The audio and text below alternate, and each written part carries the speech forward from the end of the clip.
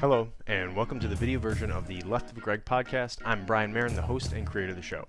As always, I will be joined by human behavior expert Mr. Greg Williams, who the show is affectionately named after.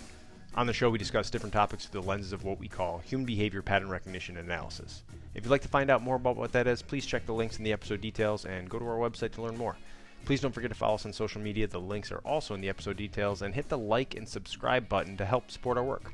Thanks for tuning in, and we hope you enjoy the show. All right, let's go ahead and get started. This is kind of actually the first time we've recorded a podcast together in the same room. And not the first time that we've been in a hotel room together. First time in Virginia, perhaps, and first time for this reason of making a recording. You know, we are in a hotel room in Virginia, and it is important to remember that the state motto is Virginia is for lovers. There we go. I cannot even hope to define what we have as love. Oh, my God. That just changes everything, please. So, for all you listeners, this is the first time Greg and I have recorded one actually together. We're on the road right now recording this. Probably get released like a week later, which is fine. But so it does change the dynamic a little bit. I like it. We're recording it on video as well from my iPad on the bed in the hotel room. So if anyone were to walk in, this would look like something else is going on here. So anyway, what would that be, Brian? We're going to go ahead. Since we're on the road this week, you still wanted to record one. And we're going to talk about profiling and anomaly. And the term profiling gets thrown around a lot, usually incorrectly, but we'll get to all that. And what we focus on is exactly that. We take obviously a behavioral approach to profiling. Don't care about things like your motive for a crime, let's say, your different different ideological views on whatever, not care about. We really kind of focus on behavior, and the term profiling gets thrown a lot. So we talk about profiling anomaly. So maybe, Greg, should we start with kind of a rough definition of profiling and what you mean by that? Yeah, and the thing is, I'm not going to do it justice, Brian. If anybody wants to know what that is, take a look at the profile on your computer. Literally go to your phone, open up the section for settings to profile, and take a look at all of the things that encompasses, okay? Whether you're alive or whether you're dead, whether you're working during the day or you work at night, whether you're heterochromatic and have one blue eye and one green eye, all of those things put together to create a profile. But more importantly, it's a profile of your day, of your likes, of where you stop for coffee, of what kind of car you drive. And people are amassing that data all the time. And so the idea is we profile anomalous behavior, which means it's something that you're doing today or at this moment that falls outside of the purview of that profile that was created for your normal behavior. And when we say normal, Brian, let's make sure that we understand that we're talking about a clinical definition. Do you get what I'm trying to say? Abnormal would be something unusual. Normal would be something usual. Yeah, and again, you kind of give that when you say clinical definition, just kind of for that setting, in that context, for that given time in terms of normal. Like, I don't care what type of music you listen to or you like to dress a certain way that is normal. It's just within the context from which this observation is made. Basically. Precisely. So it's all very, very contextual, which is important because the context in which you view something defines how relevant that observation is. Absolutely, and a thing that you just touched on, for anybody that's viewing or listening, you've got to remember what Brian just said. It's about the context within which it's viewed. So, for example, Brian and I just got off a series of long flights, 21 straight hours of flying. And during that time, both of us saw what we would, and Brian and I are very different people, but we saw what we would see as extreme. We saw extreme clothing. We saw extreme haircuts. We saw people with extreme tattoos that were visible. Do you get what I'm saying? Now, who's to say that's extreme? For that person, that may be completely baseline.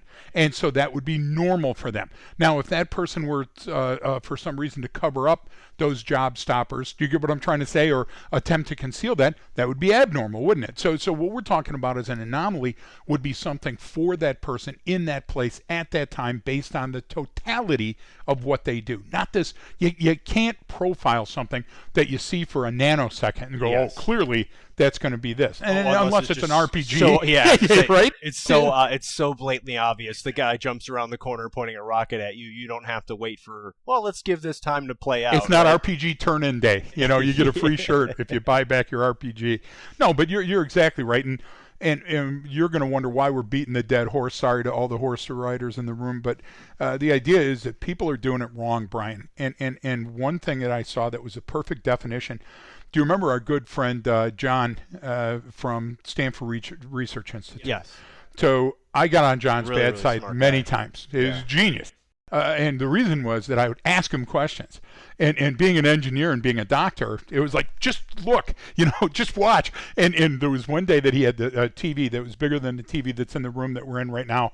And on that TV screen, he had all these lines of code. You remember that? And it was like Helvetica, size 1.2. Yeah. And there were different colors, and they were streaming, and they took up the entire television. And I made the mistake of interrupting him when he was taking his notes because I needed to know. And I was like, how can you read all that data, all that size, all at the same time? And you remember our good English friend was right next to him, and they were all hunched over with soup.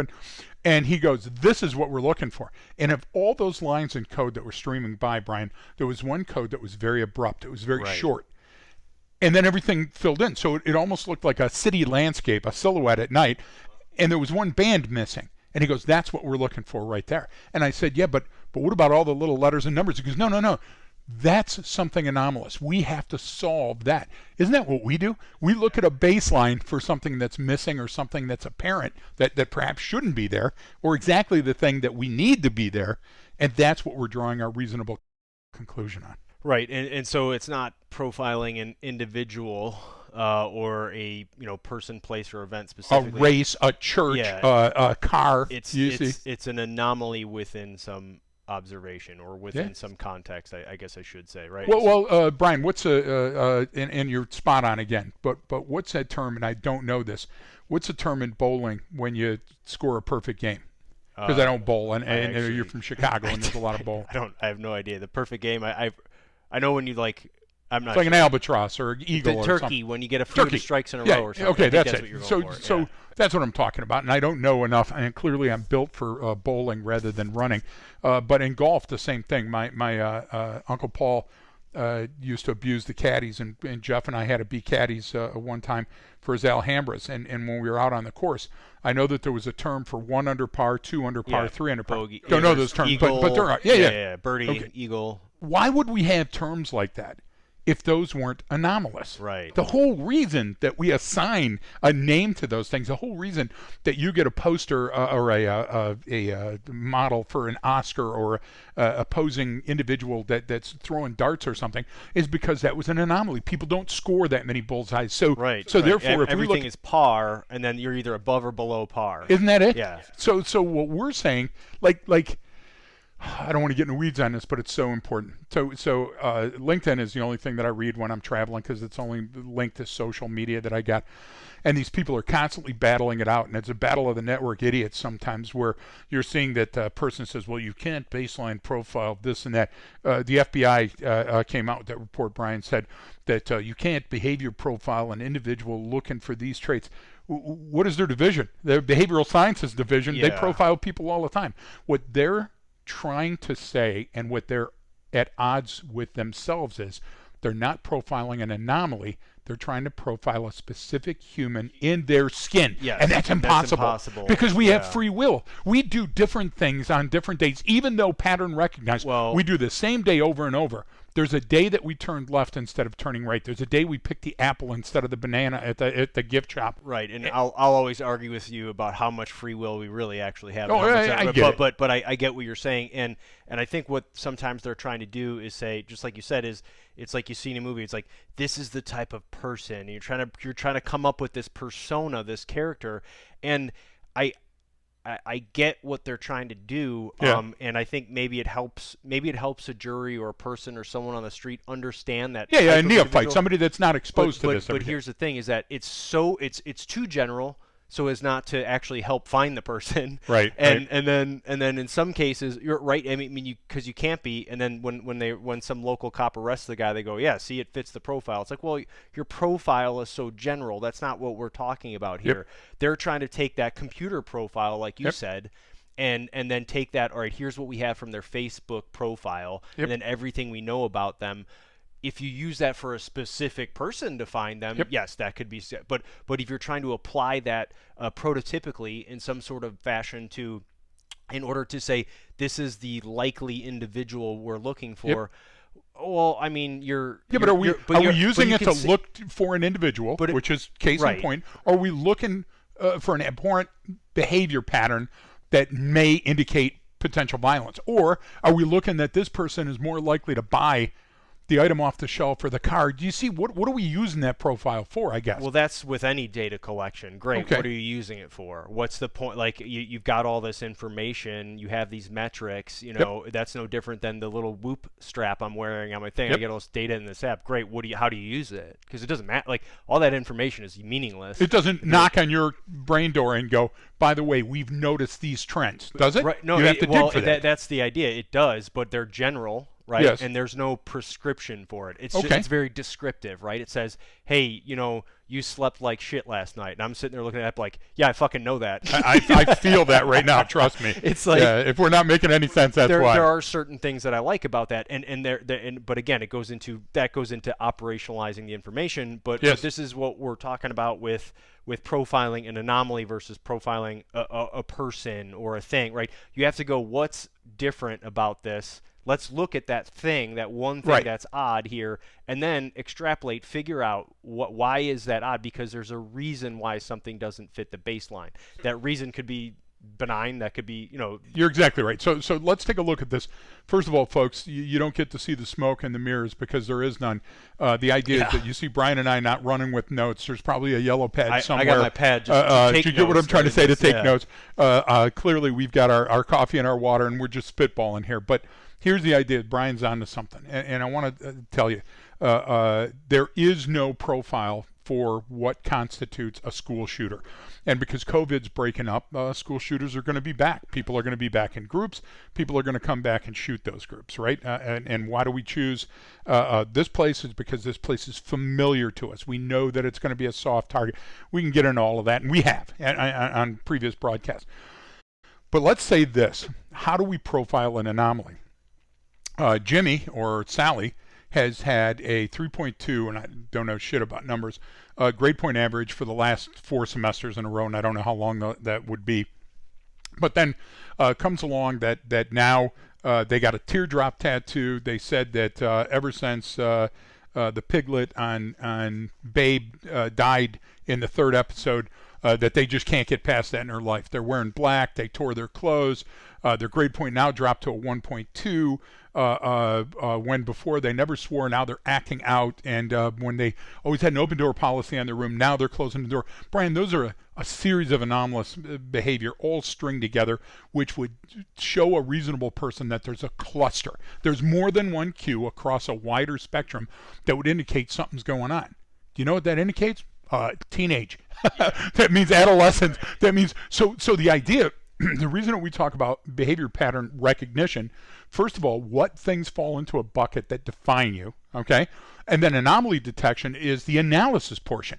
The analysis is what do the sage graybeards bring to the table? And to do a correct analysis, Brian, I have to go to a counselor. I have to go to a mechanic. I have to go to a physician. Like for example, if I hear a knock on my car, I go to the mechanic, and the mechanic goes, "It's the dude knocking on your fucking car." And I'm going, "Oh, well, maybe I shouldn't have run him over." Do you see what I'm trying to say? None of that information is beneficial to the average user unless you do the profile analysis with the information that you gathered, looking for so known against the unknown, against a baseline within which that environment conditions are interacting with you, and you're interacting with them. That's the only way to create an anomaly detection system. And then how do I apply that information? I mean, that's it. That's the root cause or the root skill that we transfer to people. And one of the things I think, and you tell me what you think, because I think some of the times, some of the reasons, or one of the ways things kind of go wrong, or we get this wrong, is it's almost like we're doing this kind of ends justification in some aspects, and then the other one is, okay, same thing. This is what I think is happening. Let me collect evidence to find that that's happening. And it's like, okay, let me, it's Shelley wants to. I'm doing surveillance on Shelley, right? And I don't know that it's your birthday tonight, but I'm watching her in the house, and she's letting people in through the back door, and she's hiding stuff around, and she's got this. So it's either a brothel, or like illegal gambling, so or I'm looking at this, going like, dude, oh my god! Now maybe your neighbor got you a rifle for your birthday. So now I see a guy in there with a gun, and now they're hiding, and now they're going. I'm like, dude, this is an ambush. It's an assassination. Well, I'm already right, doing that, right. and I go, holy crap, they're going to ambush Greg. Now, my hypothesis is true. They are going to ambush you. Yes. But the ambush is a surprise birthday, which I know, and it's going to be mutually beneficial, and everybody's going to be happy. Right, at the end of it. But you see, I think that's what happened. That's the best analogy I can come up with off the top of my head right now. But on why some of these things occur, and then we start jamming that square peg into that round hole. You're and so then we're right. always looking for that, like, because that's what everyone wants. Especially, you brought up the school shooters. That's what they want. They want this piece of paper. Yes. They want the list. Give me the 4 people that are going to be the school shooter. Give me the 10 things I need to look for. Oh, come on. So listen, you got 1,200 or 2,200 or 2,400 or how many other students that you got in the school. At one time, all of those students have had a fascination or an ideation with sex, or with homicide, or with suicide, or with something. Sometimes within the same 20-minute span. Yeah, exactly. While masturbating in class. So the idea is that adolescence is a weird time, that our brain is calculating different things that are going on, and then you have real bullying, and then you have this unconscious feeling that you're being ostracized or bullied when you're not, because you're different. And so if you wanted to calculate on a bell curve of somehow that these 5 out of the 1,200 are the people that are most likely to do something stupid, then I would say to you, listen, the way you vet this system is you take a look at all of the students and you say, which ones have resiliently bounced back from these differences? The grade point challenge, the divorce at home, the losing the girlfriend, which have demonstrated that even though they cried and rubbed some dirt on it, they bounced back and created something. We're not looking for that person. We're looking for the person that took that and then said, there was some other injustice against me, and this has changed in my life, and now I'm going to do. And even that person, Brian, that starts wearing the darker clothing and listening to the music and cutting themselves, it's significant to mention that person too isn't going to become a school shooter. It's just that they've displayed anomalous behavior, which means they need an intervention. So I've had a temporary lapse with hope. Okay, so I feel hopeless. And I need an adult. I need somebody to step in, a counselor, a teacher, to go things. When somebody's hopeless, what do you give them? You give them a future. Listen, things are going to get better. It blows right now, but I can tell you that I remember I got divorced after 10 years of marriage, and I thought everything was fine. That's how clueless I was, because when it comes to certain things, like I can be a human behavior profiler for everybody else, but like in my own life, I'm constantly walking into the wall, right? It's always hard to see yourself. It is, because you don't turn that lens that way, right? And so all of a sudden, I thought that after 10 years, and I was so young, and already had 2 kids. Now, you got to remember, I got married at 17 that first time. And so here I am looking at life, and I'm going, Brian, this is it. I've got nothing else that's going on. And a couple of my friends came up to me and go, you're so stupid, because in a year, when you look back on this, well, I couldn't see that year, Brian. That year looked so far away. Things looked so different. I was so afraid. And I would tell you that that's just for a break with hope. So let's say that we have a break with reality, or a break with perspective. All of these things that we could have a break with. Do you understand what I'm trying to say? Which one is going to be the most dangerous? Well, if I all of a sudden have a suicidal ideation and a homicidal fascination, that means I have to accelerate the intervention. Do you see what I'm trying to say? And maybe I have to go deeper and longer. If my kid just decides that they're going to go, and get big tires on their pickup and embrace the hunting channel or something, I'm probably going to be okay. Now, if I start making threats and I have the means to carry out those threats and I start calling my shotgun Kurt Cobain, Brian, do you see what I'm trying to say? Maybe we have a problem. That's what we're saying. We don't, look, I don't give a shit about motive. I don't care about that. But is there intent? And is the intent established to the point where it's going to hurt you or another? And these are kind of what you're getting into from what I see is, because you brought up a bunch of different things. Like you got people who completely avoid or pass the buck, no responsibility on them. Like, oh, this is absolutely not my fault. But then you gave the example from your personal life where you took it all. Like this was all you. So, and I think it's those extremes on either end of those is where those issues come, right? Naturally, we don't want to accept responsibility for things. Naturally, we want to pass it off onto someone else. But when you get into those extremes, so if you look at, a typical distribution of behavior or whatever, 2/3 fall in within one standard deviation of the mean, right? So everyone falls in the center, and then you have the extremes on the other end. Physics, math, everything bears you up. Right. So, exactly. So the idea is what you're talking about there is because I think that your personal example is a great one. It ties right into the school shooters. So it's like the extremes in either direction. So no, I'm angry. Everything that happened to me, no, maybe even wasn't my fault, whatever. But it's everyone else's fault. Yes. I've been wronged my whole life. And you know what? I'm going to take it out on you. So that's external. I'm going to blame everything to the extreme. I'm never going to accept responsibility for my actions. It's always so I lose compassion. I lose empathy. That's important. Right. I no longer I dehumanize other people. It's exactly. no longer it's I no longer have to abide by any rules because I've been wronged. Exactly. So the ends justify the means. I have a moral high point in my life to prove to you how wrong you That's were. the school shooter. Yes. Right? But then the opposite end of that, where everything's my fault, I'm to blame, I'm the worst. If I wasn't here, Brian, things would be much better. So that's what I'm saying. It's you got the same individual on two opposite ends of the extreme. Yep. So if you take that behavior, that distribution, the school shooter, right, is on the right end or whatever, left end. I don't care which end. It doesn't matter. Then the other end is the kid who's going to commit suicide. Yes. So it's the same logic, yes. right? They're using the same logic. They're using it in a different manner, and this kind of how I apply to different extremist groups in general. Of course. Like the person who wants to join the white supremacist movement is the same person who wants to join Antifa. They're the same person. You're Opposite exactly ends right. of the political spectrum, but that's the same person, right? You're exactly and so it's that injustice collection. So I think that's like almost looking for those extremes. Those are the anomalies. Anything outside, first of all, if I'm outside that one standard deviation of the mean, I got to start looking. I go out to that second standard. Yes. That's it, man. Those are the ones that are doing it. But think but about that can also be where you find your creative people. Yes. That can also be where you find the best poet.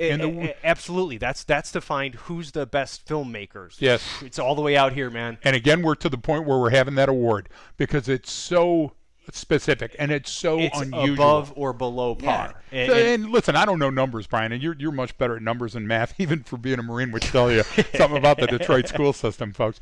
But listen, there's a lot of kids out there. So let's just say American kids. How many kids in America are 16 to 10? Yeah, you get what I'm trying to say? And so yeah. if we take a look at that, how many of those ever turn out to commit suicide or harm themselves? You've got a much larger swath of those kids that turn into heroin users or RA, armed robbery people. And even those numbers, Brian, are so low. Statistically so low. Do you get what I'm saying? So why do we worry about it?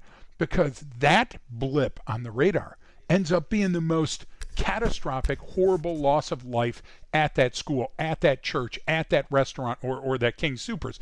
And that's what people don't think. We keep up-armoring. Brian, do you remember the first times in Iraq? And do you remember how the FOBs, the forward operating bases, and then the COPs, the combat outposts, do you remember how up-armored they were, and the sandbags, and the vehicles were huge, and all that other stuff? Listen, it wasn't until those started breaking down that you had a chance of meeting the people that we were policing. And that's what's going on now, is we got the cops that are worried about the response. Well, that's at bang. We got the police saying we have to have a vehicle for the entry. Well, that's at bang and after bang. Do you see what I'm trying to say? Where's our mechanism for identifying this early enough that we can have a softer intervention, and we may never know that we avoided the homicide or the suicide or the school shooting, but it's certainly worth the juice is worth the squeeze. Right, because it's hard to prove a negative. Even yes, you can though. But that plays into too just our general. Humans have a negativity bias, right? Of course we do. We need that's the only but reason. It's a survival instinct. There's only reason why there's 37 different news channels. You're exactly right. There's only enough content out there for one, but there's 37. But I have to keep clicking until the confirmation bias pops up, and I go, "Hey, this guy's speaking my language." And for some that's NPR, for some that's CNN. But because we have that, and then you brought into what you brought up with these even. The PhD folks who write specifically about school shooters and stuff go well, look, this is just a method, but it's just a method. Like you can't just learn this, click through this online course or go through this training, and then now you're going to spot everyone because that's not what it's about at all. And that makes it confusing for a lot of people. And it's like, well, then what are we supposed to do? Let's just arm the teachers. It's like, okay, the pendulous swing of response. That's what I'm saying. It's like, okay, so 2 weeks ago you were complaining that the teachers weren't doing a good enough job teaching the kid, and now you want to also give them the additional responsibility of protecting that child. It's like, wait a minute. What's that doctor's name that we really like, Brian? Is it Langford, the guy that wrote the great stuff on school shooters and the FBI and the Secret Service and everybody else came in? Cornell? Him? No. Cornell's a great guy, by the way. Read that because that's good stuff. And but he's talking about profiling. I'm talking about the Langford, whatever the doctor that did the papers after the school shooters. Really good stuff, folks. I'll make sure it's on the website. Yeah, we'll have to find but the reason that I'm bringing up his name is that people said, yeah, but you can't use that because that's a psychological profile and the teachers aren't psychologists. Listen, it doesn't matter how many doctors or PhDs or letters or numbers that you have in front of your name. If you're thinking of cottage cheese or milk, they have a best buy date on them. Yeah. Okay? Now, some of them are going to go bad even though they have a best buy date on them. The milk is going to be sour when you open it, and the cottage cheese is going to look like a science experiment. That's our kids, okay? Some of them work right up to the expiration date. There's some of them a week after you go, holy shit, this is pretty fresh still. Yeah, I think I can get a couple days out of it. My wife hates it. Kaylee hates it. She's like, why are you it's drinking not milk? It's milk? yogurt. I'm like, yeah. Smells good to me. But the idea here, Brian, is our unique little snowflakes are just like the homeless people. Some have mental health issues, some don't. Some are just angry and want to be alone, and some, they're just down on their luck. So we can't treat this with a Band-Aid, because what is that Band-Aid going to look like, and how big is it going to be? But I'll tell you this, if a person is making a credible threat, these school shooters saying, I swear to God, I'm coming back, and I'll kill every one of you to have that's hard to walk back, Brian. That's hard to unring that bell. So what I think is that we have to get to the point where we hold people accountable for their words. Okay, listen, we're talking about hating Asians. Okay, listen, if you hate anybody, I don't care who you're hating. Yeah, right. If you hate Martians with that sort of vitriol and that hate speech and all that other stuff, and don't get me started on hate speech. No such thing. I get it. But what I'm trying to say is the type of hate speech that has a intent behind it, that I swear I'm going to burn down this church. Dylan Roof is a perfect example. Dylan was spouting hate for the best amount of time, but he was also doing other things, Brian. He was amassing firearms. He was making threatening videos and statements. And guess what? It was the totality there, not the individual. Almost nothing goes wrong all at once. It's just like your car. There's little things on your car that start giving you warnings over time. You don't change the oil over time. But guess what? I wanted to save a couple of bucks. I pushed it a little longer, and the tire looked low, but fuck it, I can check that next week. And then what happens, Brian, is catastrophic crash on the interstate. But it didn't have to happen. That's what I'm talking about. I'm talking about that's the essence of human behavior profiling. Understanding enough to compare the knowns against the unknowns and then speculate what that means in this environment against this baseline. The other issue I see with this is, again, this is with a lot of issues, is people want to say, okay, well, that what am I supposed to do? I can't do this, or this Yeah. isn't. Someone else needs to be doing this. Like I mean, how many times have we heard it with different schools, especially? This is incredible. You guys should be training those people over there, and this. We're like, yeah, like, and you and everyone else. Like, well, no, I don't need to be in this. Yep. Like, yeah, no, yeah, you do. Meaning. Yeah, but these people work for me, Brian. Well, they work for me, and they'll do fine. They'll tell me when something's wrong. We pass the responsibility Of course at an individual level. And I brought it up on a previous episode about the example of you're sitting at a stoplight screwing around on your phone, and you have a 5-second delay from the time the light turns green to when you go. The guy honks behind you, and you start traveling. Well, individually, that's not a big deal. Means nothing. Means absolutely nothing. Yeah, multiply that by, how many 100 million Americans drive every day, every stoplight, every town, every city. You're talking $1 billion an hour. It was something, right? Or right. The whatever that length of time is, I guarantee it's in the billions of dollars of lost productivity. How many millions of hours of time? Yeah. You know what I mean? Like, extrapolate that over your lifetime. If you had 5 seconds every day added up over the course of your lifetime, that's a long time. So let me depose you. Do you know that on computers that there's like chess and solitaire that are on like every computer when you buy it? Yeah. Did you know that? Yeah. Okay. Well, I'm one of the people that didn't, and so I went to a police agency. Just two very brief stories, and you can figure it out on your own. I went to a police agency, and the first thing I did is I walked around in their shoes and drove around with them in their cars and walked and talked to everybody before I took over. I wanted to know, listen, I'm not your boss now, but I will be in 3 days, so tell me everything. And every time that something had to be entered for property, anytime anything had to be entered for a traffic stop, any crime, log sheet, those type of things, all had to be in this computer program. So while they were teaching me the computer program, I was teaching them how to be a cop, And it was funny, this balance, because they had me on the computer. And so what I found is that the people were lingering at the PD, waiting for the computer to print, waiting for their line in the computer and stuff. And there was a line of them that were playing solitaire. So I went high and right, and I said, I want solitaire off of every one of the computers. And the IT person says, you have no idea what you're talking about. Yeah. Let's back that up a little bit. Every computer has one. And I go, okay, well, we have to come up with a way to penalize them. If I come in and I find them playing solitaire at this time, I'm going to dock them pay. I'm going to do that. So the reason was, Brian, they're not doing their job if they're not out there meeting the public. They're not out there going door to door, making a contact and having an interaction with people. So what they thought that they were doing is they thought that they were just taking a break, but what they were doing is they were affecting the productivity. And part of baselining a community, the best cops in the world are the ones that are out there meeting people. And I'm telling you, making a traffic stop and giving them a written warning and telling them, hey, listen, I know you're a working man, so I'm not going to give you a ticket, but you got to understand this is a school zone. Those type of interactions, Brian, play for years, and that person's going to see you when you're down on the ground fighting with the suspect and go, okay, I understand that, but that's not what we're doing. Do you understand? We all want to just sit back and wait for that call to come, and that's the problem with profiling.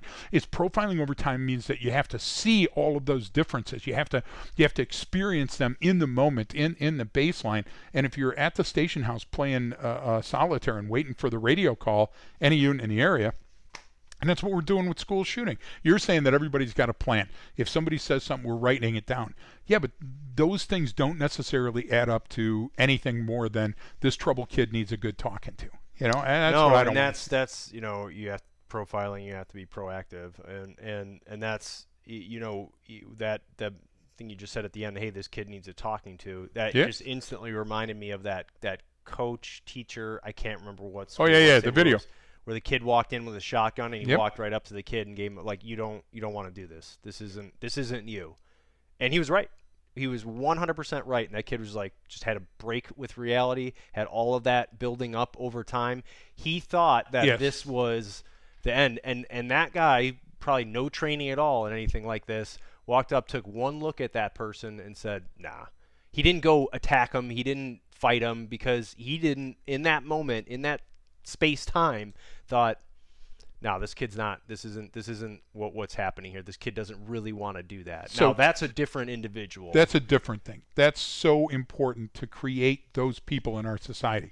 So Kip Kinkle is in trouble. Dad buys a gun. He steals a gun. He's got it in his locker. He misuses the gun that Dad legally buys for him. All of this stuff. And finally, Kip Kinkle is going to get kicked out of school. So Kip Kinkle is going to come back and he's going to kill everybody at school. That's his plan. Nobody tells anybody because we don't want to ruin this kid's future. Maybe this is just a theft. The guy doesn't want to prosecute, talk to him. Kip Kinkle goes back, and the first thing is his mom's unloading the groceries. He shoots her, kills Mom. Dad is coming home just a little bit later. He has already rolled Mom up in a carpet in the kitchen just so he doesn't have to look at her. Remember, that's his mom, for the love of God. And you talk about a break in reality. I'm giving you a break in reality. I'm giving you a break in reality, hope, and perspective, all three in one, okay? But they're all temporary, Brian. But Kip Kinkle doesn't think they're temporary.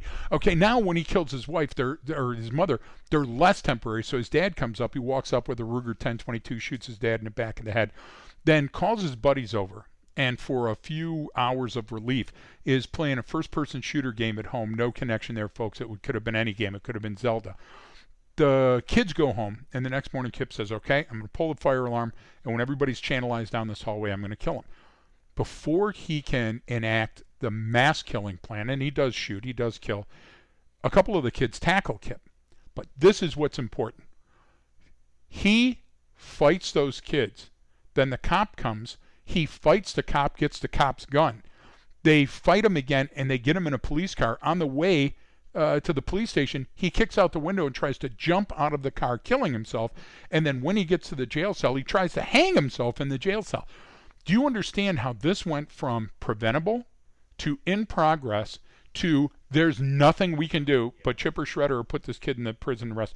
I'm telling you that my hope as an educator, my hope as an innovator, is that we can create an intervention at some point along there where we can prevent, or if we can't, we can mitigate, and then if we can't, we can stop. Do you see what I'm trying to say? There's got to be a way. It's a continuous loop. It's not just it's a series of circles, isn't it? It is, and that whether it's how far down that path are you never going to know. You don't know the person you bump into walking out of the gas station where they're at. That's why exactly. What I was saying is, like, you don't know if someone's glass is full, so you have to recognize it in them to either stay away or intervene, get them help, like Yep. you just said, depending on the situation. But you mention these terms kind of like a break with hope, reality, perspective. Those are, I'm going to kind of ask you to define those a little bit. I mean, you kind of already did, but yeah, what you said is, what I thought after you said it was a break from one of those things, a break from hope, reality, or perspective. It can be temporary. Yes. For all of us, we've all had those feelings of, or we've either yelled at someone that we shouldn't have yelled at, gotten upset over something that we shouldn't. That's just that break in perspective. Oh my God, I'm yelling at the person who's taking my order, and they can't do anything. Nothing to do with it. Yes. Hope. Yeah, we've all been in that position where it's like, dude, I don't know how I can. I fell down pretty hard. I don't know if I can get back up from this one, right? And then same thing, even reality. A break with reality is like you don't know what's going on in your life. Same thing, like the bottom falls out, and you haven't even had a break with hope yet. You're just going like, what the hell's going on? I thought this person was my friend. I thought this was going. There's all those things, but for some people, it's no longer. At some point, it's no longer temporary. Right. So don't overly define stuff. Okay. And well, no, and I don't mean you. I would yeah. tell the general person at home that a lot of people are PhDs because they spent all their life in school and never on the street. And a lot of people get their master's degrees on a test where there's 4 people that they chose and they stick their hand in warm or cold water, and they can blow me because I've been working the street my entire life and I know the street. And the idea is when you're talking about, for example, a break in perspective, it can be temporary or permanent. Who's permanent? The person in California that we met at the Vigilucci's that walked ahead of the stack, walked over and got his seat and thought he was entitled all the way. That guy will never come back off the gas. He is completely thinking he's the mayor of Munchkin Village and everything. Our friend at Chick-fil-A a couple hours ago. Yeah, just a couple hours ago. That's perfect. Okay. Yeah. And she was out of her mind, right? And it showed because she had complete transparent loss with perspective. I'll give you one.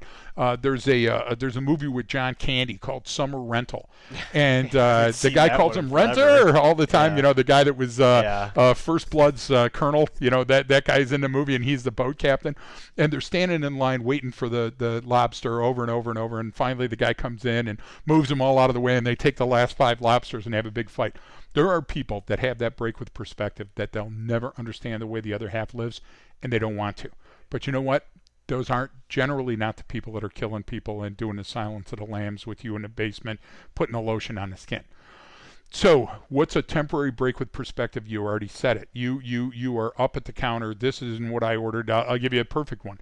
My flight, the 4.5-hour layover in Dallas, and then I had a 33-minute catch between Charlotte and wherever, Lynchburg, Fredericksburg, whatever it is. Okay, Brian, the lady on the other end of the line, it just happened to be a female. I don't care anything else about it. That was just a qualify that I was actually talking to a human.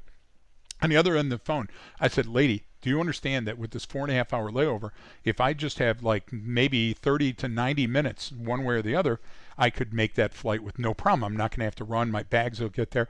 And she goes, yeah, but it's a non-refundable ticket. I go, ma'am, I'm not talking about refunds. I'm talking about logistics. I need to get there sooner. And I understand if there's a transfer of the thing, I'll pay the difference.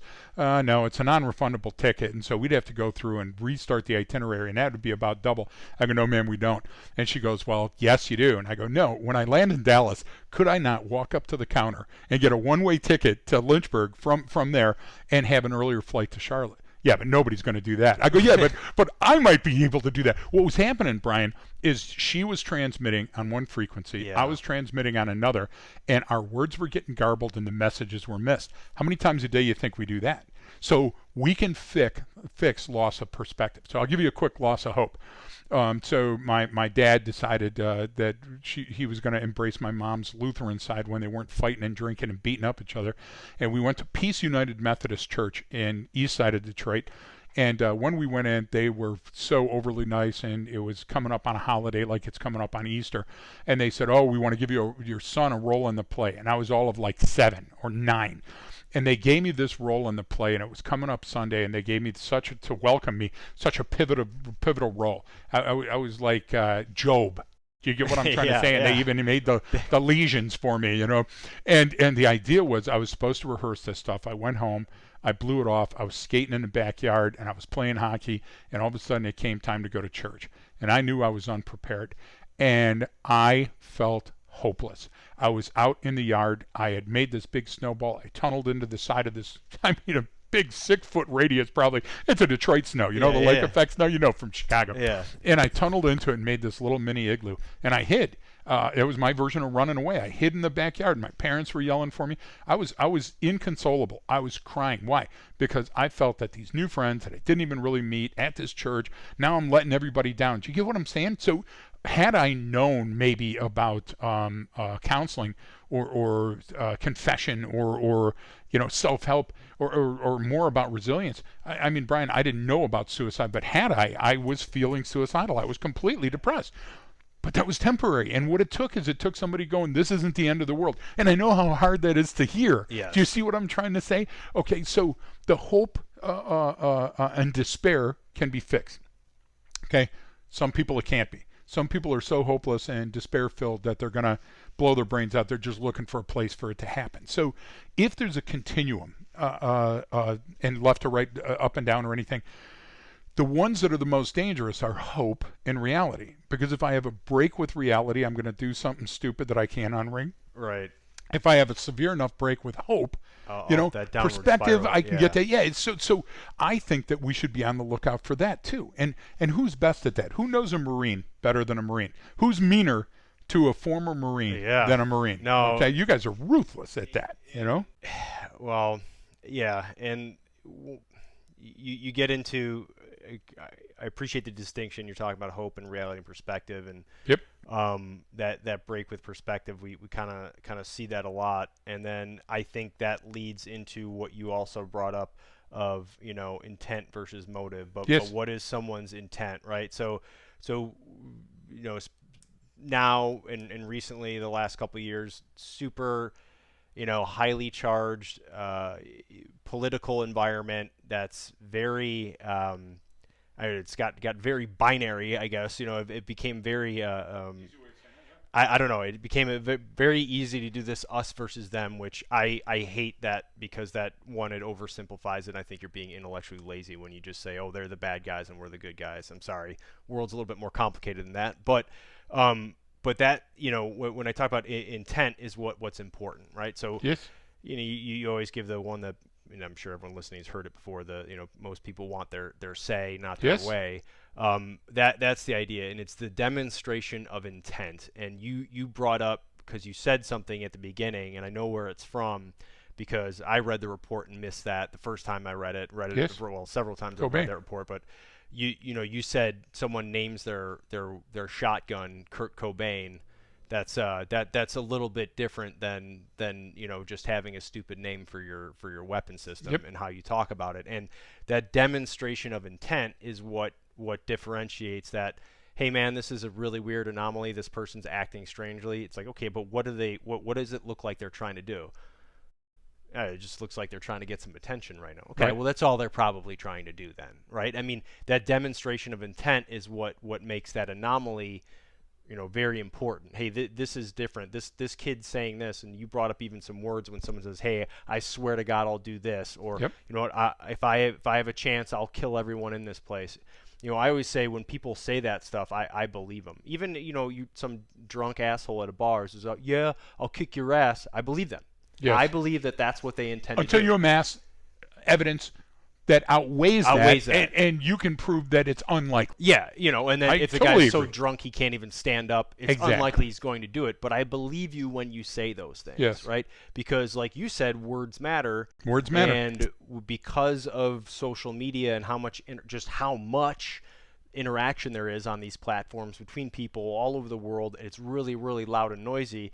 It's like, I think people forget they have that break in whatever reality or perspective when we start saying things that we forget. Those words have meaning. Words do have meaning. Now, your behavior and your intent is always overpowers it for me. It's like the saying, what people believe to be true is not what they say, it's what they do. That's what Yes. they believe to be true. Intent. You're speaking of intent. That's intent, right? Yeah. And so I think that's important, because this has kind of opened up this. My belief about social media stuff is that it's really opened up this I'll say whatever, and reality TV, quotation marks, has a play in that too, because it's always shitty people, and it's kind of like normalizes the shitty behavior. Exactly. But I think Social norming. Well, Yeah. that's like, to me, that's more dangerous than anything else you want to put on TV. I agree. The gratuitous violence in a movie, that's fine. Pales in comparison. I'm okay with that, because Right. it's a movie. They're trying to portray that this is reality, and when you see people in those reality situations, you think, oh, that's okay to act like that. So I think that stuff actually does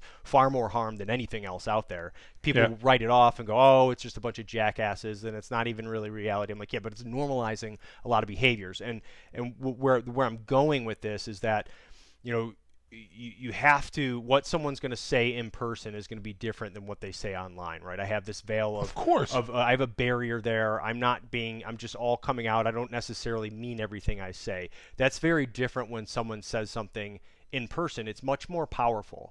And I agree. I think that's important when you get these things like, oh, what did that person say? Well, who did they say it to, and how did they do it? And filtering through that, because that is sometimes hard to do. Is how do you determine this intent? We're talking about profiling an anomaly.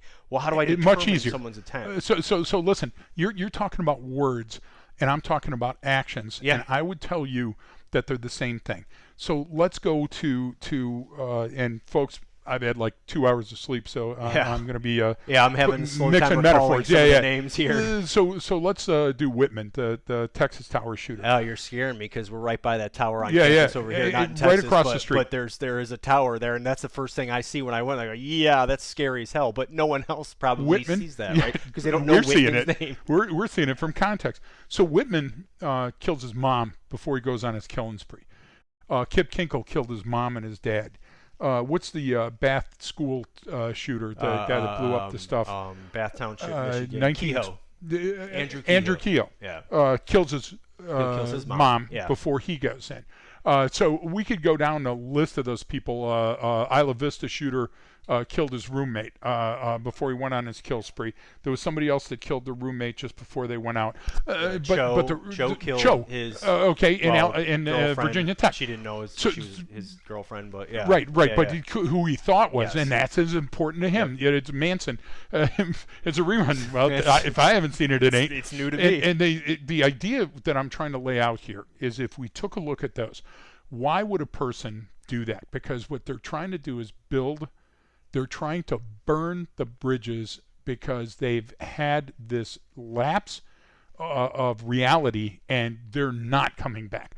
So they're trying to demonstrate in their action when they leave the car running, when they leave the door open in the car, when they've killed the mom. What they're doing is they're saying, the inevitable end of this is I'm going to kill myself. Kip Kinkle, if he wasn't interrupted, would have killed himself.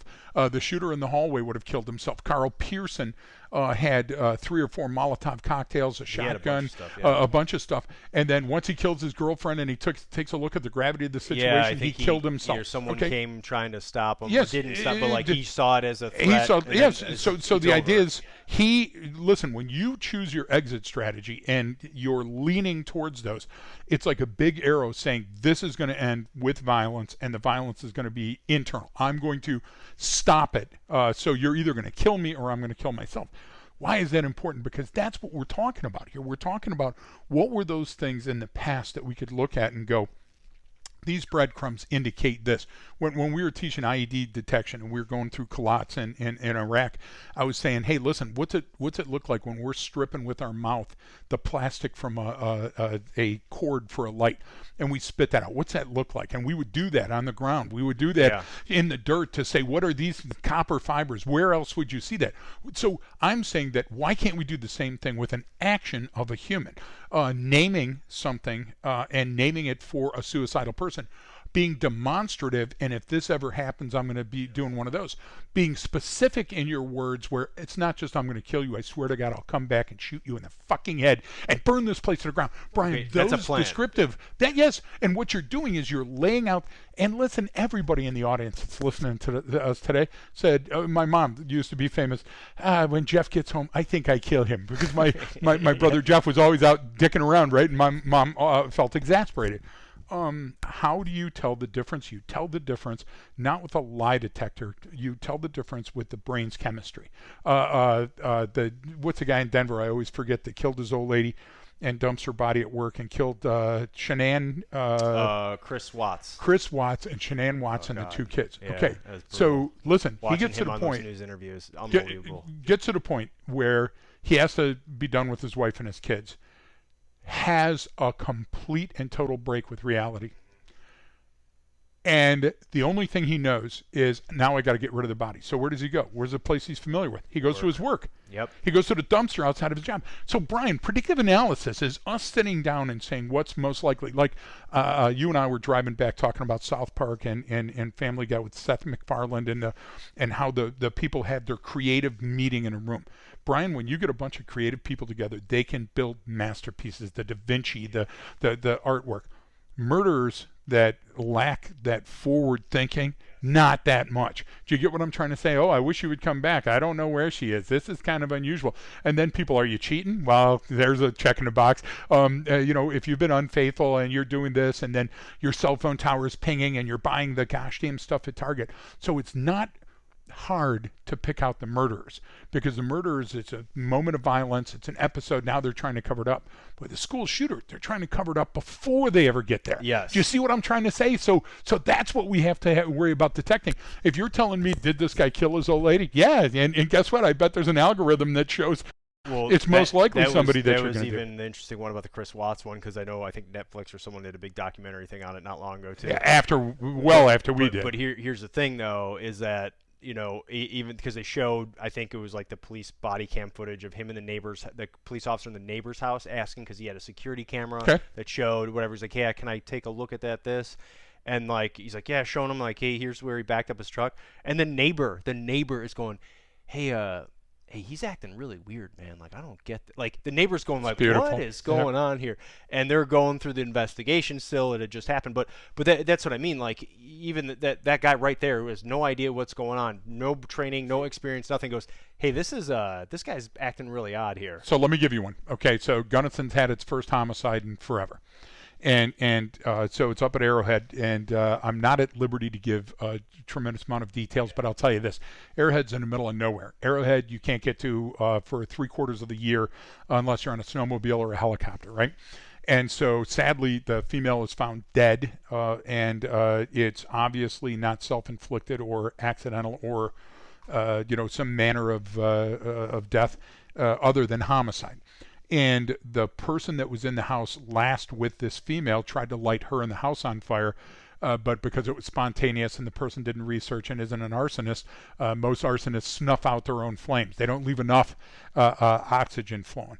And so trust me, folks, I have no emotions, but I'm trying to show emotion and empathy for the poor woman.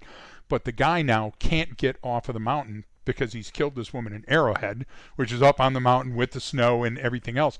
So after a long trek, he finally ends up down on the 2-track road that connects Gunnison to Salida on one side and to Montrose on the other, and he's hitchhiking in completely inappropriate clothing with blood spatter on him. Do you get what I'm trying to say? And the person stops and goes, dude, what are you doing? And he goes, can you tell me which direction is Grand Junction? Okay, so this fish out of water sticks out so much, it's like the neon glow stick waving, pay attention.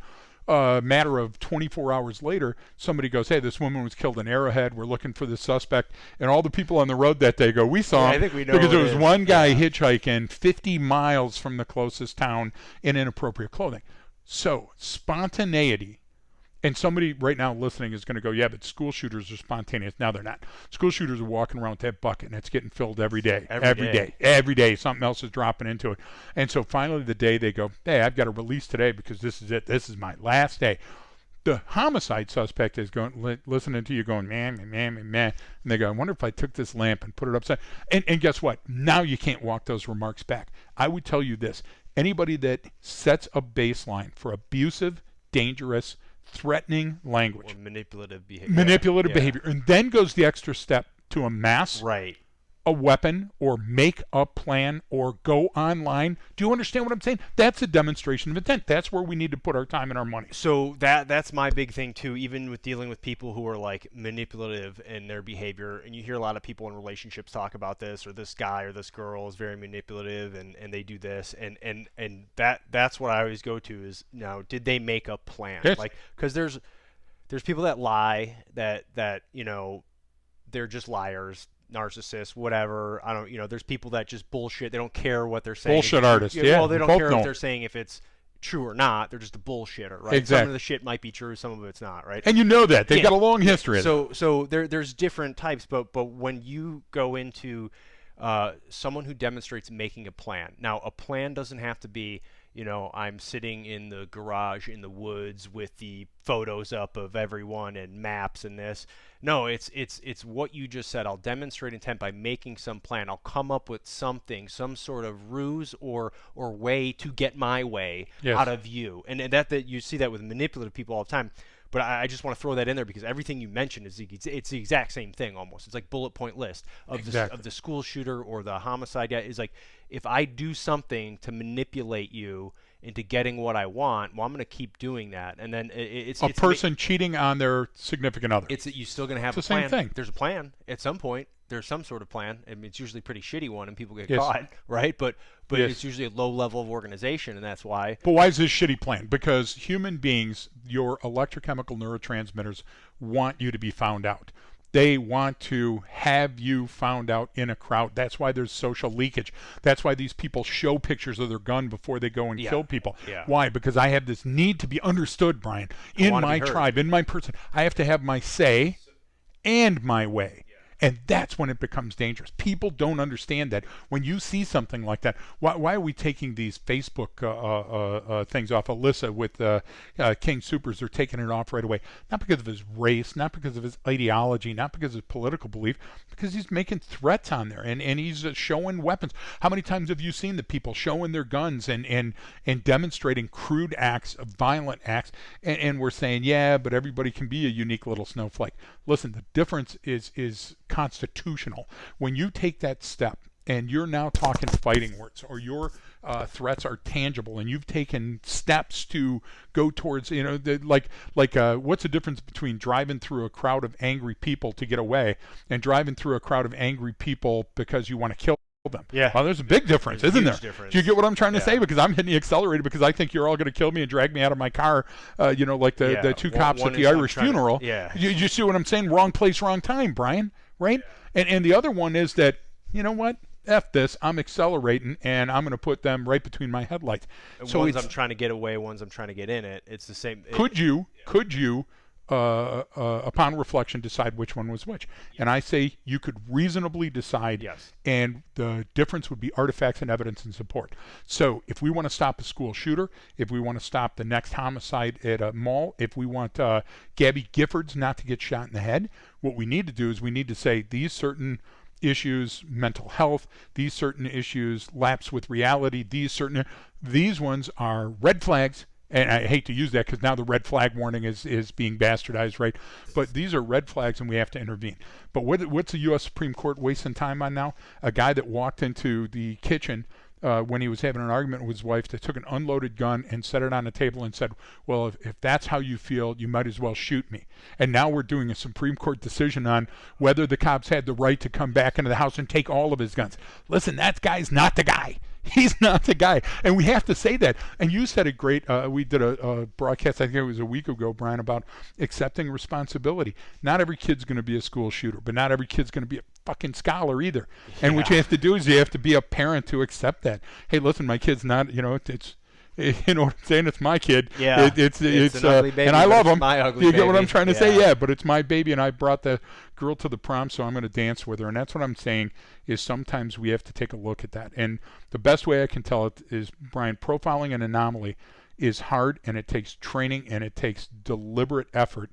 But once you measure the knowns against the unknowns against the baseline, and then you model that behavior against what's known historically for that person in the context, just like the stock market, you're going to be able to make a more informed decision. Yeah. Yet, just like the stock market, there's going to be times that you lose and times that you gain that were unpredicted. And there's going to be other contributing factors Yes. outside of your control or observation or knowing, right? And so that's kind of And like... some of those may be an insider. Yes. Okay, do you get what I'm trying to say? Some may be exterior, a sniper. Some may be when the bottom dropped out of the market, which would be an explosive, a bomb. Do you see what I'm trying to say? We could equate it to wartime or equate it to the boardroom.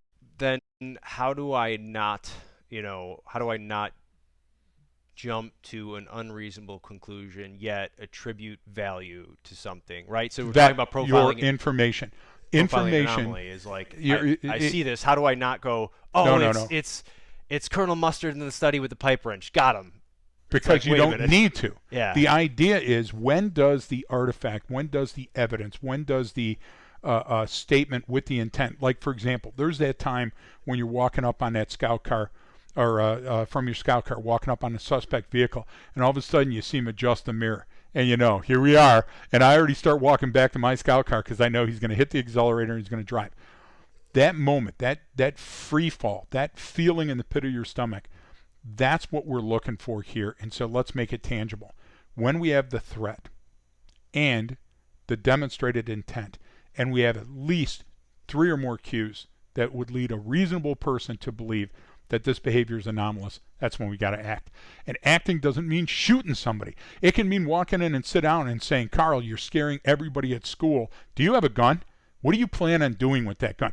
How many times was that done? How many times when we do these autopsy, these protocols where we go back and tear apart these cases, do we find that somebody said, yeah, but I really never thought he was going to use the gun. Yeah. The guy that came to work that night and said it was his last night and barricaded all the buildings so he could kill everybody inside with him. He had demonstrated that. He had put it online. He had done all these other things. We have to hold people accountable for their actions and their statements. And guess what? If you don't mean to do it, and somebody's going to go, yeah, but most of these people hide. They go under the radar. They don't go under the radar. No they one just goes aren't under the criminals. radar. They're Yeah. just not hardcore assholes. They turned away and you didn't pay attention to them. Maybe if you would have shined the light on their life once in a while and asked them what they were thinking. You know, how many times have you heard me say, hey, what are you feeling right now? What's going on in your head? And why? Because I want to know what's on your heart. What's on your heart and what's on your mind?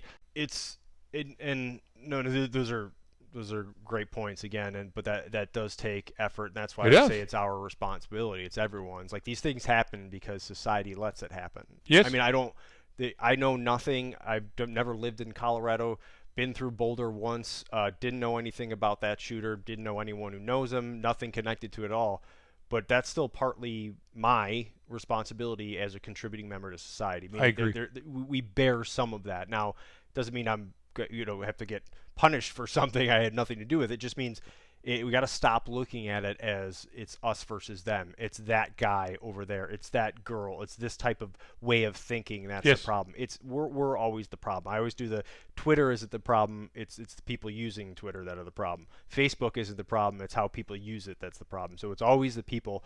And you know, like I always give that same thing. Like, we do this stuff all the time, and I know this is why part of the reason why we have this podcast to get it out there. And you know, just the story from even this morning, I walk out to get the rental car, and who's parked right next to that vehicle in a hotel parking lot is a vehicle occupied by man and woman in the front seat, and they're sleeping. Okay, well, it's already like after 8 in the morning. Now, Yep. It's a little dark out here. It's rainy and public, so like, it wasn't like bright light coming in. It was cool out, so it probably wasn't like 100 degrees in that car, right? So they're in there sleeping, obviously enough to where I could take photos, and I stationed it so it looked like I was taking a photo of the line at Chick-fil-A. Right. Which you fooled me. I thought that's what you were doing. Yeah, well, yeah, you couldn't even see them yet. They were on Sure. the other side of the vehicle, and then I had to say, hey, car occupied, by 2, they're sleeping. So we're sitting here, we're at a hotel, it's not full. There's a hotel literally that joins the parking lot here. There's 16 other hotels within like a 2-mile drive of here, right? And it's COVID. And so it's unreasonable to assume that they're all full, right? There's no massive I agree. convention in town, it's not whatever's going on here. So, but we're also, okay, well, why are they here then? Okay, well, we're the first pull in off the interstate right next to us right here. The first place. The very first right turn. The very first turn is right Yes. off of here, and we're here. And you're going, okay, well, they either couldn't get in or they got in late. They didn't need a room. They said, F it. This is where people sleep. We'll sleep here. Sleep. And guess what? I'm off the road. So I'm not going to, They were in there, and they were each in the front seat, and they were touching each other face to face, almost cuddled. And I was, what, dude, I don't sleep like that with my wife anymore. Right. Like, dude, she's on her side. Because you're married. I'm on my side of the exactly. bed. But meaning, I'm like, this isn't, there's nothing odd going on here. But that's the Nothing thing, apparent. Like, yeah, it's, hey, what does this fit the baseline for where we're at? In their head, it probably did. This is a geographic anchor point for a place to sleep at. Every hotel is. And I'll be safe here. Be safe for here a few hours. Exactly, and that's it's nothing beyond that. They weren't doing anything illegal. Yeah. I'm sure the owner of this hotel could probably have them removed if they wanted to. Of course, it could be trespassing. But pay or go. But the idea is, profiling an anomaly. Gee, that's odd. Let's create. So how long would it have taken to knock on the window and go, hey, I don't want to bother you guys. You okay? Is everything fine here? Well, and hearing their story. What should their story sound like? Hey, listen, last night started raining, pulled off the road. But that was didn't my want to immediate spend... go-to is I'm taking their snapping their photo, pretending like it's of Chick-fil-A. My thing is, all right, if that guy goes, hey, man, what the F are you doing? I'm going to act like he scared the crap out of me. I had no idea they were in there sleeping. Yep. You had a story. You know what I mean? Like, oh, my God, I'm so sorry. Holy crap, I had no idea you were in here. My God, is everything okay? You know what I mean? I would have just turned it on them to diffuse the situation. That's having a plan going up. But did you see alcohol? Did you see drugs? No, and that's did what you I'm saying. see There was an nothing else improperly... in that vehicle. So it didn't fit. It was anomalous, but it wasn't anomalous with intent and danger. And that's what I mean is you got to, when we're talking about profiling an anomaly, like you see a million anomalies a day. what am I supposed to? Yes, Okay, it's taking so that extra half. But that's what I'm saying is yes, take that extra half second. You're spot on. Because if you do it proactively, you Look at- won't have to do it anymore. Proactively. You won't have to do it you won't after have to, the bang. You won't have to think about it. in It'll a body happen bag. unconsciously, right? Versus having consciously trying to take in every single thing you see in your environment. So Cruz, right? So Cruz takes a bag full of guns in an Uber to school. And upon retrospect, when they talked to the guy, there was everybody that knew there were guns in that bag. The Uber driver knew. He knew. When they were dragging it to school, everybody seeing it knew there were guns in that bag. Okay, that's what I'm talking about. You don't have to be a Wile E. Coyote super genius to intervene at that point. What's our dear friend Andy Brown at Fairchild Air Force Base? I can't think of the shooter's name. The person that drove him there in a taxi said he absolutely knew that in that duffel bag there was a gun. Could see it, knew the way guns were boxed and everything. And a person later in the bathroom that went in and saw the styrofoam said they knew by the shape of the styrofoam it was a gun.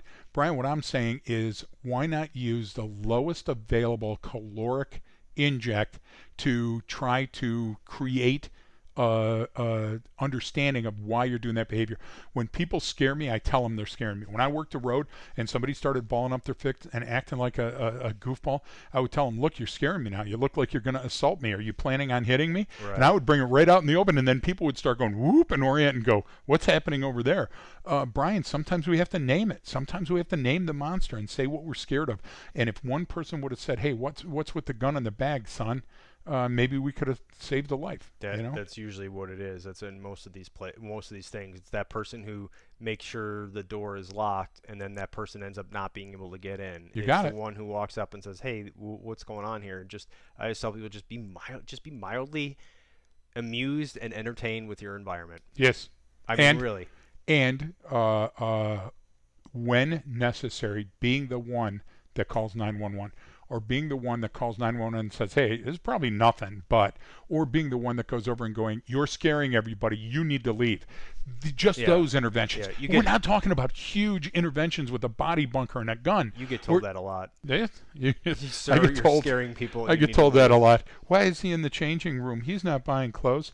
But no, and how sick is that? I just bought this shirt, by the way, folks. I hope you like it. Yeah, it looks nice on you, actually. Thank you. You're such an ass. It looks good. I got it because it's pouring rain outside, and the other shirt exposed my baloney-sized areola through the wet shirt, and so I don't want to. How's that for an image? I think on that note, we'll leave everyone with that. No, but shock to conscience, Brian. That was the old standard. I think we covered a lot about what this means about profiling an anomaly and what profiling is and what we mean by an anomaly and how it's more complicated than people want to think, but also I think less difficult than people want to think sometimes, right? Meaning, depending on how good you want to be. How good do you want to be? Well, you want to be major league? Do you want to do this for a living, or do you want to just save a life in your neighborhood? Yeah, I'm saying when it comes to intervening, bear responsibility. I agree. Like because you said it even here at the end, the low-calorie intervention. Even with your daughter, your son, even with the neighbor kid. Where it starts. It starts with you and your own family and your friends. Like that's if everyone just if we just focused on what we could control, you and I would be out of a job in no time. We would. And the greatest thing for us selfishly is we have job security because nobody's paying attention. And they're not paying attention to the right things. Everybody wants to drop on the tongue, Brian. Everybody wants to winnow it down to the pill that I take, that fish oil, that 1,200 cc's of fish oil to, make my prostate safe or whatever. Yeah, I think everyone's learning that now with the internet influencers who have popped up over the years, and then people keep going along and then realize eventually they run out of stuff or can't perform or can't do anymore, and people go, oh wait, there's a lot more to this, and you're not you exactly. have no idea what you're talking about. So I got a certificate for 8 hours. It's like for 8 hours, really? I put out this report and I wrote this book, and then Brian, it's important to understand that I've been doing this every single day since 1978. Yeah. Every day of my life, and trying to get better at that. And I don't know how long ago that is. Born yet. Yeah, exactly. I mean, I want you to think of that. And I'm still learning. I'm learning every day. Well, that's the thing is that there's no end. There's no end point. No end with me. You just Brian, who would know you could fit that many dead people in that trunk? Lord knows I have seen it. Yeah, I think it's good. Hey, so do you want feedback on this? If people listen to this episode, tell us what they thought. Yeah, we're trying. Please, if you're listening along or have questions or feedback is always good. You can email us at leftofgreg@gmail.com. You can always hit the link in the episode details to pick up your official Left of Greg coffee mug. It will take you right to there, and you can I like order, that. which I have now fixed, Greg. So we don't have to pay. I no longer get charged $1.50 Yeah. every time someone orders it. How did those guys go out of business? it now breaks even. The Marine thankfully. was in charge of the finances. It was. I thought I had it set it up so perfectly, but apparently So there was funny. some miscommunication where I was getting it was like $1.17 every time someone ordered one that we had to pay. That's so brilliant. that kind of we ironed out that. So now we're even there. I think we might make like a quarter on every purchase, if that. But anyway, And we're donating that money to our own fund. Yeah, to our somewhere. Lunch. Yeah. I don't think that's Or this shirt. Yeah, Exactly. What do you get? You get a free bowl of soup with that I shirt? did. It was at the soup kitchen. Yeah. So, shout out to Dirty Mike and the boys. All right. Shout out to everybody showing up at Liberty. Thanks everyone for tuning in and listening. Again, reach out to us if you have questions. Please like it, share the episode, do all that good stuff. It really helps if you can take a second, leave a little review at the bottom, or hit the stars of 5 stars if you think we were awesome. If you thought we sucked, at least just tell us why, so I can read your horrible complaint on the next podcast. I'd rather have the 5-star actually. So thanks everyone for tuning in, and don't forget that training changes behavior.